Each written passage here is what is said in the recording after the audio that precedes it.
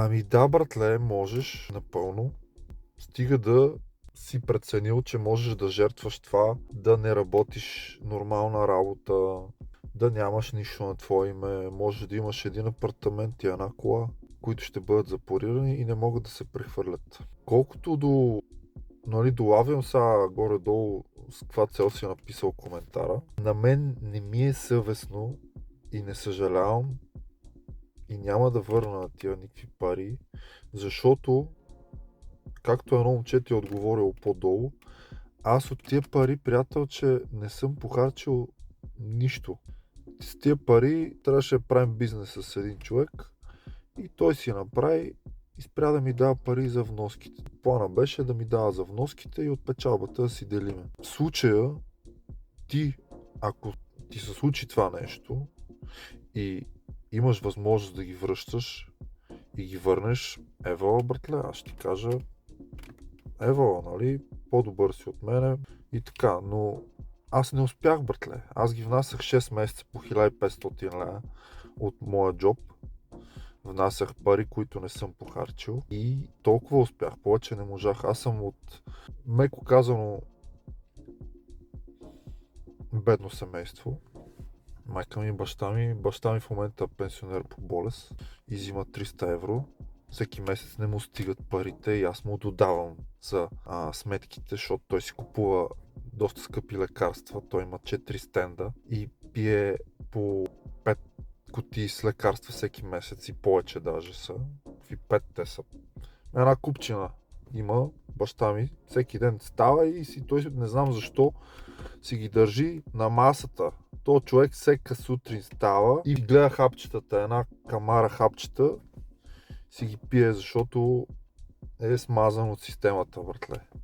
Защото е работил 40 години и в момента даже не може да си уреди неговата пенсия, защото е работил тук в един завод, военен завод имаше в Червен бряг, огромен. И ходихме, той сега не мога да му дадат колко години е работил там, да си ги вкарат за пенсия да си взима, да не е по болест ми, да си е такава пенсия, каквато си е заслужил. То човек толкова години е работил, включително и майка ми, и сме живели в нищета. Знаеш какво значи нищета? Аз нямам това, дето казваш, нали, що не си връщам и така, нали, какво дето намекваш. Братле, аз нямах кой да ми помага, нямах на кой да... Аз съм бил на 20 години по това време, на 22. И останах сам, внасях 6 месеца, след това не можах повече внасям.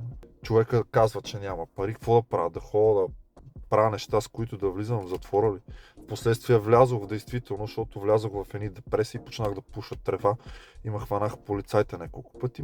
Вече навлизам в много подробности, които не знам въобще за какво ти ги казвам, но понеже виждам, че имаш лайкове на коментарчето ти, отдолу някаква мърша написала, че съм... Какво беше? Че съм пропадняк, нали? Трябва да си пропадняк, за да дължиш пари. Не глупаци, не смутаняци. Аз не дължа на никой пари. На двама човека дължа по няколко хиляди лева, но си им ги оправям по-малко, ако трябва да съм честен. Плащам в момента 2 кредита на майка ми. 800 лева, които тия пари аз съм боравил с тях. Аз съм ги изхарчил и затова сега ги внасям. 800 лева на месец. Каквото аз съм харчил и каквото съм опитал да инвестирам и съм го изгубил, аз си го връщам. Нямаш тежест на коментара, разбираш, при мене. Такива, дето мислят и ти лайкват коментара и на това са по-Викторчо отдолу, де ти е отговорил, фалшивото профилче. Може само да им кажа да са живи и здрави и че се въздържам от това, което действително щях да кажа. Адиос, мучачос!